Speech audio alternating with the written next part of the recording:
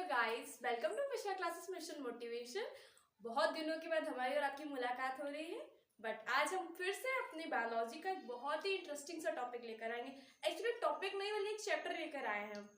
Sorry for that, हमने एक video डाली थी अपनी जिसमें हम जेनेटिक कोड सीरीज लाने वाले थे, बट उसमें थोड़ी सी कुछ प्रॉब्लम आ रही है, हमारी पीपीटी डाउनलोड नहीं हो पाई या फिर नेटवर्क इश्यूज कुछ प्रॉब्लम आ रही है हमारे पास।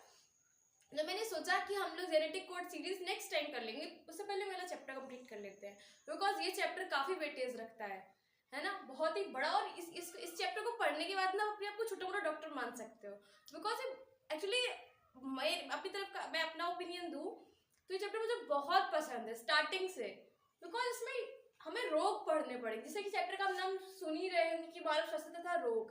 तो उसमें हम रोगों के बारे में जानेंगे, यानी डिजीजेस के बारे में हम जानेंगे। ठीक है, तो चलिए स्टार्ट करते हैं। तो आपको कुछ समझ में नहीं आ रहा है कि लाइक मैंने क्या लिख रखा है, तो इसमें ना शॉर्ट फॉर्म में आपके शॉर्ट टाइप के वो क्या बोलते हैं नोट्स बना के दिए, शॉर्ट नोट्स है ये हमारे। ठीक है, तो हम स्टार्ट करते हैं। यूनानी वासी और आयुर्वेद एक बहुत पहले की स्टोरी सुनाती हूँ आपको, बहुत लगभग स्टार्टिंग थी, बहुत पुराने लोग जब इंसान का विकास हुआ था, फिर कुछ दिनों बाद जब वो सब कुछ करना सीख गया तो उसने क्या बोला कि मतलब उस टाइम कोई बीमारी नहीं होती थी, सिर्फ एक बीमारी होती थी जिसे हम काला पित्त बोलते थे। इसमें क्या होता था, मतलब लोग को थोड़ा शरीर गर्म हो जाता था, तो उसके लिए हमारे आयुर्वेद और यूनानी वासी ने एक थ्योरी दी थी जिसे हम ब्लैक वाइल थ्योरी बोलते हैं। ठीक है, और जिसे हिंदी में काला पित्त बोलते हैं। तो जो यूनानी वासी और आयुर्वेद दोनों का एक ही मत था कि ऐसी बीमारी जो है उसे काले पित्त होते हैं, और उसमें जो गर्म व्यक्तित्व होता है इसी वजह से भी वो बुखार लगता है। मतलब कोई इंसान लाइक जिसको काला पित्त है तो वो थोड़ा उसका टेम्परेचर बढ़ जाता है ना। तो इस तरह से उन्होंने कुछ थ्योरी दी, हमारे लिए बिल्कुल भी इंपॉर्टेंट नहीं है, बस एनसीईआरटी में स्टार्टिंग में लिखा हुआ तो मैंने बस लिख दिया थोड़ा स्टार्टिंग समझने के लिए। फिर आए William Harvey, mister William Harvey. इनका नाम आपने ऑफ कोर्स कहीं ना कहीं सुना होगा, बिकॉज इन्होंने रक्त परिसंचरण की खोज की थी। किसकी खोज की थी? रक्त परिसंचरण की इन्होंने खोज की थी। और इन्होंने थर्मामीटर का भी यूज सिखाया था। थर्मामीटर का भी यूज सबसे पहले इन्होंने किया। इन्होंने मतलब ये सब सुना कि लाइक काले पित्त, गर्म व्यक्ति तो बुखार, ये सब क्या होता है। इन्होंने थोड़ा उनकी जिज्ञासा हुई तो उन्हें बोला कि हमें एक साइंटिफिक रीजन देना चाहिए कि ऐसा क्यों हो रहा है ना। ये तो लोगों ने बस अपने मन से बता दिया था, जो सुना उन्होंने, जो उन्होंने फील किया बस। बट विलियम हार्वे ने सारी बुक्स रीड की और काफी कुछ उन्होंने पढ़ा, तो उस टाइम उन्होंने रक्त परिसंचरण की खोज की।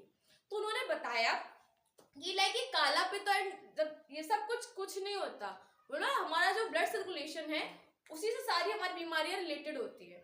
ठीक है, तो उसी से इन्होंने थर्मामीटर का यूज करना सिखाया हम लोगों को। मतलब जब किसी को लोग बोलते हैं ना कि काला पित्त है, तभी से ये थर्मामीटर से चेक करते हैं। थर्मामीटर से क्या चेक करते हैं सबको पता होगा, इसलिए आप मुझे कमेंट में बताएंगे कि थर्मामीटर से हम किस चीज को यूज करते हैं।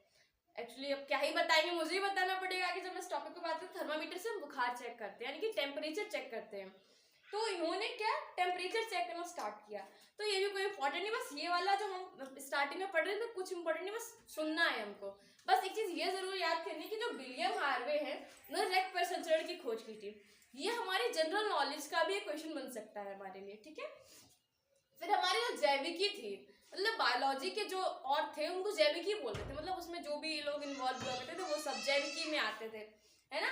तो जैविकी में आता था तंत्रिका तंत्र। जैविकी ने हमारे बताया कि जो हमारा तंत्रिका तंत्र होता है, हमारा श्रावी तंत्र और हमारा प्रतिरक्षा तंत्र होता है, इन्हीं से सारी बीमारियां रिलेटेड होती है। ठीक है, इनसे ही हमारी सारी बीमारियां बढ़ती हैं, घटती हैं, इनसे सब कुछ होता है। ठीक है, तो ये थी जैविकी। अब इसकी अभी तक हम लोगों ने थ्योरीज वगैरह के बारे में पढ़ा, अब हम पढ़ेंगे स्वास्थ्य, जो इसमें मेन चीज है हमारी। तो आप लोग क्या समझते हैं? अभी तक हम लोगों ने बस लोगों का बोलना था कि आप स्वस्थ हो, आप स्वस्थ हो, बट स्वास्थ्य की रियल डेफिनेशन क्या है? स्वास्थ्य का मतलब ये नहीं होता कि आप बस फिजिकली फिट हो, आप देखने में अच्छे हो, मतलब देखने में ठीक ठाक लग रहे हो, मोटे ताजे, तो आप फिट हो, ऐसा बिल्कुल नहीं है। स्वास्थ्य 3 चीजों पे डिपेंड करता है। 3 किस पे? सबसे पहले आती है मानसिक, जिसे हम बोलते हैं मेंटली। फिर आता है फिजिकली, फिजिकली मीन्स जो हमें दिख रहा है बाहर से, भौतिक रूप से। फिजिकली हमें फिट होना चाहिए। और सोशली, सामाजिक,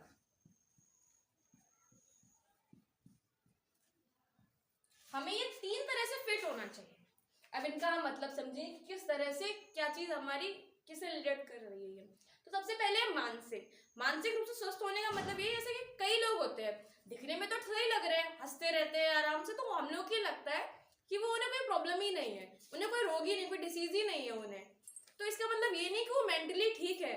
बहुत से लोग तो आपके सामने हंसेंगे बट अंदर से उनके अंदर बहुत सारी उन्हें क्या बोलते हैं उसको प्रॉब्लम्स को झेल रहे हैं, टॉलरेट कर रहे हैं, उनकी फैमिली उनको सपोर्ट नहीं करे, जो भी उनकी प्रॉब्लम्स है, ठीक है।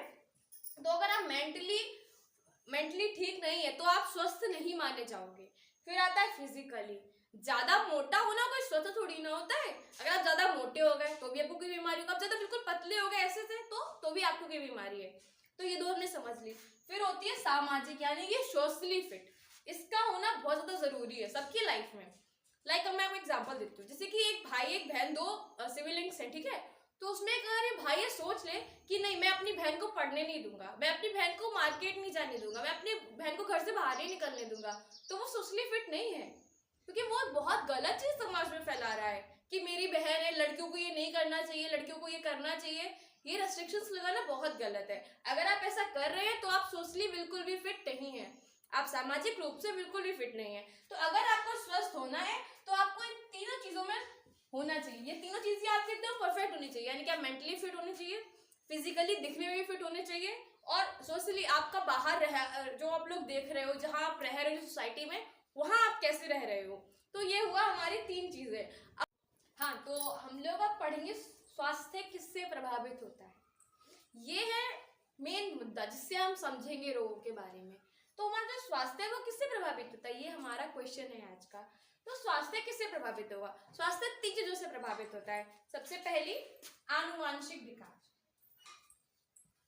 जिन्हें हम जेनेटिक डिसऑर्डर्स भी बोलते हैं। अभी जब हम जेनेटिक कोड सीरीज पढ़ेंगे, जिसका हमने आपको ट्रायल देके रखा हुआ है, वो उसमें हम ये सारी चीजें पढ़ेंगे। सबसे पहले है आनुवांशिक। पूरा नहीं लिखूंगी, मैं बोल रही हूँ, आप नोट्स तो आपको वैसे भी खुद ही बनाने होंगे अपने। तो आनुवांशिक का मतलब क्या हुआ, अभी चैप्टर पढ़ेंगे। एक्चुअली गलती मेरी, मुझे पहले वो चैप्टर पढ़ाना चाहिए था, बट फिर भी आप लोग अपनी स्कूल्स में पढ़ चुके होंगे, तो मैं कुछ बताऊंगी इसके बारे में। आनुवांशिक क्या होता है, मतलब ये ऐसे रोग होते हैं जो जन्म से ही बच्चे के अंदर होते हैं। मतलब आनुवांशिक का मतलब ये होता है जो माँ पापा में जो गुण है वो बच्चों में आते हैं, ये आनुवांशिक ही होती है, ठीक है। इसे वंशागति भी बोलते हैं।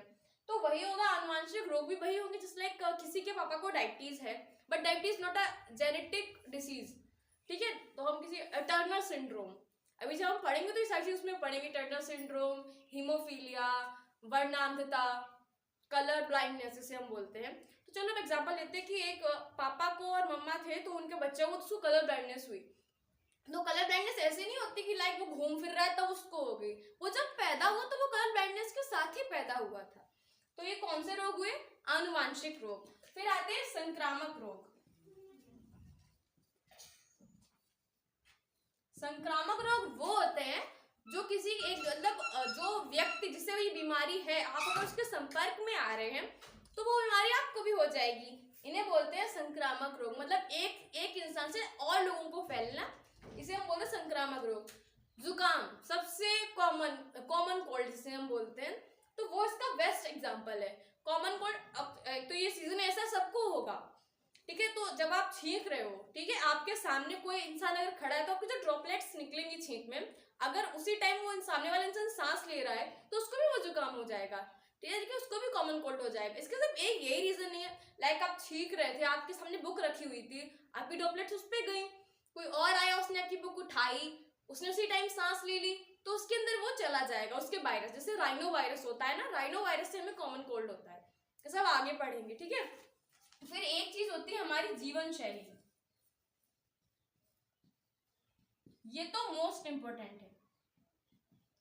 अगर आप रामदेव को देखते होंगे, बाबा रामदेव जो पतंजलि जिन्होंने बना के रखा हुआ है, आयुर्वेद का जो करते रहते हैं योग वगैरह, तो उनका कहना सिर्फ यही है कि अगर आप अपनी जीवन शैली सुधार के रखेंगे तो कोई रोग हो ही नहीं सकता, कोई रोग नहीं होगा आपको। बस हाँ, ये इसके लिए एक एक्सेप्शन है इसका, बिकॉज आनुवांशिक रोग तो आपको जब पैदा हुए तभी आपको हो रहा है, अंदर अंदर थोड़ी ना योगा करोगे, है ना। बट जो आपको और बाहर आके जो रोग हो सकते हैं दुनिया में आके, उनके लिए बोला जाता है कि अगर आप योग करोगे तो आप ठीक हो जाओगे।